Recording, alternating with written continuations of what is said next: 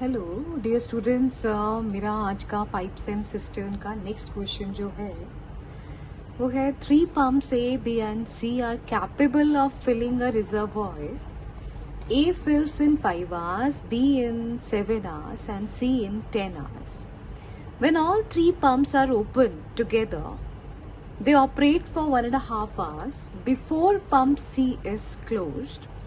How much additional time will it take to completely fill the reservoir after that? तो ये competitive exam में आया हुआ question है, तो थोड़ा सा डिफ़िकल्ट तो मैं नहीं कह सकती हूँ, बट अबव एवरेज है। ठीक है, तो देखते हैं इसमें कैसे करना है, समझाऊंगी। और जब आपको कॉम्पिटिटिव एग्जाम में आता है तो आप जितना भी शॉर्टकट कर सकते हो करिए, पर अभी समझाने के लिए मुझे थोड़ा बहुत लॉन्ग वे में चलना पड़ेगा। इसको देखते हैं। आपके पास ए पंप है, बी पंप है और सी पंप है। ठीक है, ए जो है वो पूरा रिजर्वॉयर को 10 ए रिजर्वॉयर ए फिल्स इन 5 hours। ए जो है वो 5 घंटे में फिल कर देता है रिजर्वॉयर को। B fills in 7 hours and C fills in 10 hours। यहां तक तो समझ आ गया हम सबको।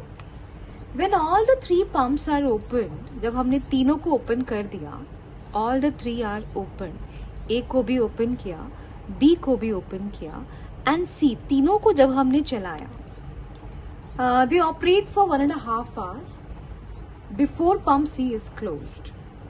3 pumps are open together, they operate for 1.5 hour. तीनों 1.5 hour तो चले ही हैं। उसके बाद हमने पंप C क्लोज कर दिया। How much additional time will it take to completely fill the reservoir after that? उसके बाद कितना एक्स्ट्रा टाइम लिया वो निकालना है। तो ऐसा कर देते हैं कि भैया टोटल जो टाइम लगा वो x hours लग गया, जिसमें 1.5 घंटा भी इंक्लूड हो गया। दैट मीन्स मैं ऐसे ले चलती हूँ कि x hours ये चला, B भी x hours चला और C जो चला 1.5 घंटा चला, क्योंकि उसके बाद हमने क्या किया था, हमने पंप C को हमने बंद कर दिया था। तो इस x में 1.5 hour आ गया। ठीक है, तो जब भी हमारा x आंसर आएगा उसमें जब हम 1.5 hour माइनस करेंगे तो हमारा एडिशनल टाइम आएगा। बस आपने ये दिमाग में रखना है। आपने 3 पंप चला दिए इकट्ठे, पर ये कंडीशन उन्होंने डाल दी कि जो सी पंप है वो 1.5 घंटे के बाद बंद कर देना है। अगर ऐसा होता है तो ए और बी को एक्स्ट्रा कितना और चलना पड़ेगा, कितनी देर हमें उसे ऑन रखना पड़ेगा कि हमारा जो रिजर्वॉयर है वो पूरा फिल हो जाता है। तो मैंने क्या ले लिया कि मान लेते हैं ए को भी हमने x hours चलाया, बी को हमने x hours चलाया और सी हमने 1.5 घंटा चलाया। अब इसका शुरुआत कैसे करेंगे? सबसे पहले हम हमेशा 1 hour में आते हैं, तो हमने लिखा रिजर्वॉयर को वाटर टैंक लिख लेते हैं फिलहाल। Water tank filled bye, part of water tank होता है तो मैं सिंपल वाटर टैंक ही लिख रही हूँ। Water tank filled bye pipe या पंप है, sorry it is pump A in 1 hour। हमेशा ऐसे लेके चलते हैं, 1 hour से चलते हैं।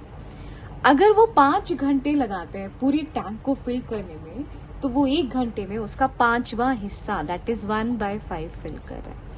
ऐसे water tank filled by pump be in how many hours, again in 1 hour। तो पंप बी ने कितना, क्योंकि वो 7 hours लगा रहे तो 1/7। Similarly water tank filled by pump C in 1 hour, इसने कितना टाइम लिया, इसने कितना टैंक फिल किया, 1/10। तो पंप ए ने 1/5, पंप बी ने 1/7, पंप सी ने 1/10। क्लियर हो गया? अब मैंने ये मान के चली हूँ कि ए जो है वो कितने घंटे चला, x hours। तो अगर वो x hours चला है तो x hours में उसने कितना फिल किया पानी, x 1 घंटे में 1/5, x hours में x टाइम्स 1/5। b कितना टाइम्स चला, x hours चला तो x टाइम्स 1/7। और c जो है वो 1.5 hour मतलब 3/2 hours चला है, तो 3/2 टाइम्स 1/10 रिजर्वॉयर फिल किया और ऐसा करने से पूरा रिजर्वॉयर क्या हो गया, फिल हो गया. That means we will write it as 1 मतलब फुल हो गया. कि एक्स आवर्स में अगर ए एक्स आवर्स ले रहा है, बी एक्स आवर्स ले रहा है और सी 1.5 आवर ले रहा है, तो रिजर्वॉयर पूरा फिल हो जाता है. तो एक्स आवर्स में 1 घंटे में 1/5 पार्ट फिल हुआ है, तो एक्स आवर्स में x/5, एक्स आवर्स में x/7, 1.5 आवर में 3/20 time 3/20 part of the water tank filled by pump C. और इन तीनों का मिला के वाटर जो है वो पूरा फिल हो गया. यहाँ से हमारी कोशिश रहेगी x निकालने की कि ए और बी ने टोटल कितना टाइम लिया. तो x इसको इकट्ठा कर लेते हैं, इन दोनों को इकट्ठा कर लिया मैंने. तो 5 and 7 एलसीएम आ गया 35. Here it is 7x, here it is 5x. और इधर मैंने क्या किया, 3/20 को मैं इस तरफ ले जाती हूँ.